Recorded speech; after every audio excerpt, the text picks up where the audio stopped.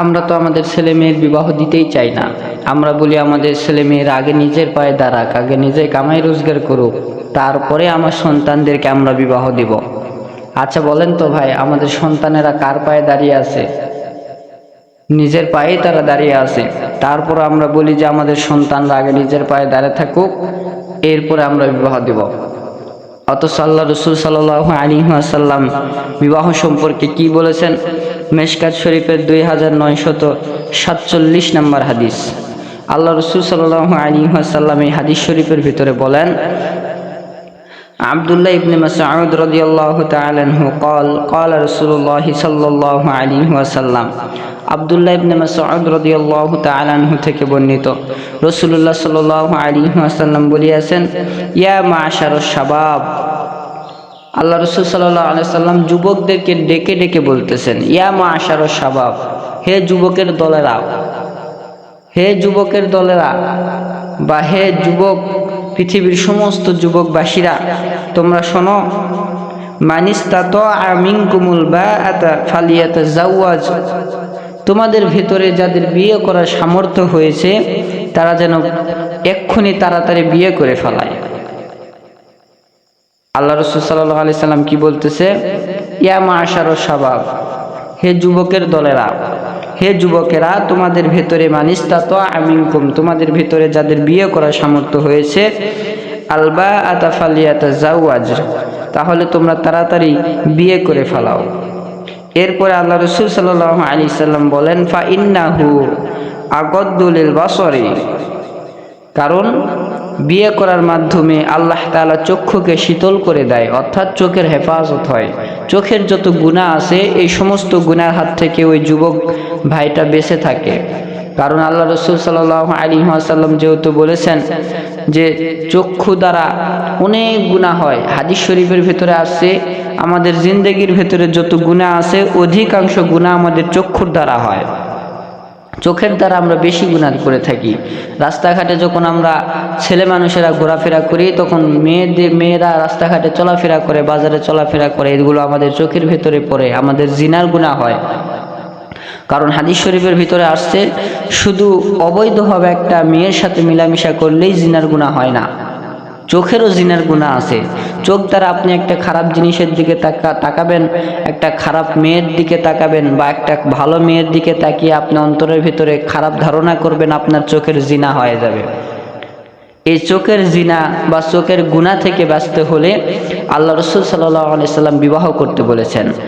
আল্লাহ রাসূল সাল্লাল্লাহু আলাইহি সাল্লাম বলেছেন, ফা ইন্নাহু আগাদ্দু লিল বাসরি, যে এই বিবাহ করাটা, এই বিবাহ করার মাধ্যমে আল্লাহ তাআলা তোমার চক্ষুর হেফাজত করে দিবে। ওয়া আহসানা লিল ফরজি, এরপর আল্লাহ রাসূল সাল্লাল্লাহু আলাইহি সাল্লাম বলেন, ওয়া আহসানা লিল ফরজি, তোমাদের লজ্জাস্থানের হেফাজত হয়ে যাবে। অন্য একটা হাদিস শরীফের ভিতরে আসছে, যদি কোনো ব্যক্তি দুইটা জিনিসের হেফাজত করতে পারে, ওই ব্যক্তি বিনা হিসাবে জান্নাতের ভিতরে চলে যাবে। আল্লাহ রসুল সাল্লাল্লাহু আলাইহি সাল্লাম তার জিম্মা নিয়ে নিবে যে রসুল সাল্লাল্লাহু আলাইহি সাল্লাম তাকে জান্নাতের ভিতরে প্রবেশ করে তারপরে রসুল সাল্লাল্লাহু আলাইহি সাল্লাম জান্নাতে ঢুকবে। সেই হাদিসটা হচ্ছে দুইটা জিনিসের হেফাজত, এক নম্বর জবানের হেফাজত, দুই নম্বর লজ্জাস্থানের হেফাজত। এই লজ্জাস্থানে হেফাজত করতে হবে। আরও অন্য হাদিস শরীফের ভিতরে আসছে, যে মেয়ে নিজের লজ্জাস্থানের হেফাজত করে, স্বামীর খেদমত করে, নামাজ রোজা হজ পালন করে, সেই নারী বিনা হিসাবে জান্নাতের ভেতরে যাবে, আর অন্য কোনো ইবাদতের প্রয়োজন নাই। এই জন্য লজ্জাস্থানের আমাদেরকে হেফাজত করতে হবে। আমরা অধিকাংশ লজ্জাস্থানের মাধ্যমেই গুনাহ করে থাকি, এই লজ্জাস্থানের মাধ্যমেই অধিকাংশ আমরা গুনাহ করে থাকি। এই জন্য আল্লাহ রাসূল সাল্লাল্লাহু আলাইহি সাল্লাম বলেন, ইয়া মাশারুশ শাবাব, হে যুবক, তোমরা বিবাহ করলে, ওয়া আহসানা লিল ফরজি, তোমাদের লজ্জাস্থানের হেফাজত হয়ে যাবে। এরপরে রাসূল সাল্লাল্লাহু আলাইহি সাল্লাম এই হাদিস শরীফের ভিতরে বলতেছে, মাল্লাম ইয়াস্তাতি ফা আলাইহি, তোমাদের ভেতরে যাদের বিয়ে করার সামর্থ্য নাই। এতক্ষণ আল্লাহ রাসূল সাল্লাল্লাহু আলাইহি সাল্লাম এই হাদিস শরীফের ভেতরে বললেন যে তোমাদের ভেতরে যাদের বিয়ে করার সামর্থ্য আছে। এখন আল্লাহ রাসূল সাল্লাল্লাহু আলাইহি সাল্লাম বলতেছেন, তোমাদের ভেতরে যাদের বিয়ে করার সামর্থ্য নাই তারা কি করবে? মাল্লাম ইয়াস্তাতি ফা আলাইহি, তোমাদের ভেতরে যাদের বিয়ে করার সামর্থ্য নাই, বিসাউমি ওয়া জাআন, তাহলে সেই ব্যক্তি যেন রমজানের রোজা থাকে। এখন প্রশ্ন করতে পারেন, হুজুর, বিয়ে করার এমন সময় চলে আসছে যে বিয়ে করতে মন চাইতেছে, কিন্তু ওই সময় আমার সামর্থ্য নাই, সেই সময় রমজান মাসও নাই, তাহলে কেমনে রোজা থাকবো? আল্লাহ রসুল সাল্লাল্লাহু আলাইহি সাল্লাম এই রোজার দ্বারা উদ্দেশ্য করেছেন শুধু রমজানের রোজা নয়, যে কোনো সময় নফল রোজা আপনি করতে পারবেন। রমজানের রোজা ব্যতীত যে কোনো সময় আপনি নফল রোজা করতে পারবেন। তাহলে দেখেন আল্লাহ রসুল সাল্লাল্লাহু আলাইহি সাল্লাম আমাদেরকে বিবাহ করার হুকুম দিলেন। আর এর ভেতরে বিবাহ করলে আমরা কি কি ফায়দা পাবো, কি কি ভালো দিকগুলো পাবো সেগুলোও বলে দিয়েছেন। আমাদের চক্ষুর হেফাজত হবে এবং আমাদের লজ্জাস্থানের হেফাজত হবে। আমরা পিতামাতারা ভালো করে দিলের কানটা দিয়ে শোনেন, আমরা পিতামাতারা বলি যে আমার সন্তান এখনো নিজের পায়ে দাঁড়ায় নাই, এখনো বিয়ে দিব না, কিন্তু এটা ভুল। আল্লাহ রসুল সাল্লাল্লাহু আলাইহি সাল্লাম হাদিস শরীফের ভেতরে বলেছেন যে রিজিকের মালিক আল্লাহ, তুমি বিয়ে করো, আল্লাহ তাআলা তোমাকে ধনী বানায় দিবে। সাহাবীদেরকে আল্লাহ রসুল সাল্লাল্লাহু আলাইহি সাল্লাম ডাকলেন, ডাকার পরে বলতেছেন, সাহাবায়ে কেরাম তোমরা কি ধনী ব্যক্তি হইতে চাও? সমস্ত সাহাবায়ে কেরাম বললেন, ইয়া রাসূলুল্লাহ, অবশ্যই আমরা ধনী হইতে চাই। তখন আল্লাহ রসুল সাল্লাল্লাহু আলাইহি সাল্লাম বললেন, তোমাদের ভেতরে যারা অবিবাহিত আছো তারা তাড়াতাড়ি বিয়ে করে ফেলাও। বিয়ে করার মাধ্যমে ঈমান পরিপূর্ণ হয়, আল্লাহ তাআলার বরকত পরিপূর্ণ আসে। এই বরকত পরিপূর্ণ আসার কারণে ওই ব্যক্তি ধনী হয়ে যায়।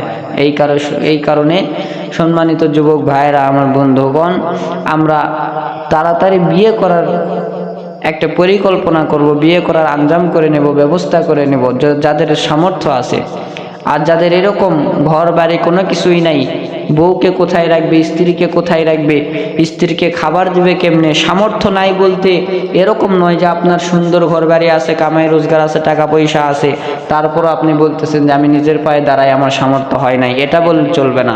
সামর্থ্য নাই বলতে বোঝানো হয়েছে ওই রকম ব্যক্তিরা যাদের বাড়ি ঘরও নাই থাকার মতো, কামাই রোজগারও করে না, সকালে খাইলে রাতের খাবার নাই, এরকম ব্যক্তিদের জন্য এখানে বলা হয়েছে যদি সামর্থ্য না থাকে তাহলে যেন রোজা থাকে, এরকম ব্যক্তির জন্য বলা হয়েছে।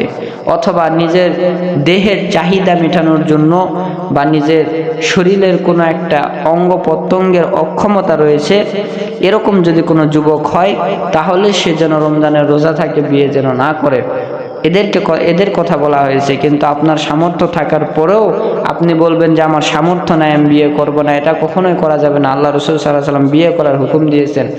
এই হাদিস শরীফটা এই হুবহু একইভাবে বুখারী শরীফ এবং মুসলিম শরীফের ভিতরে বর্ণনা করা আছে।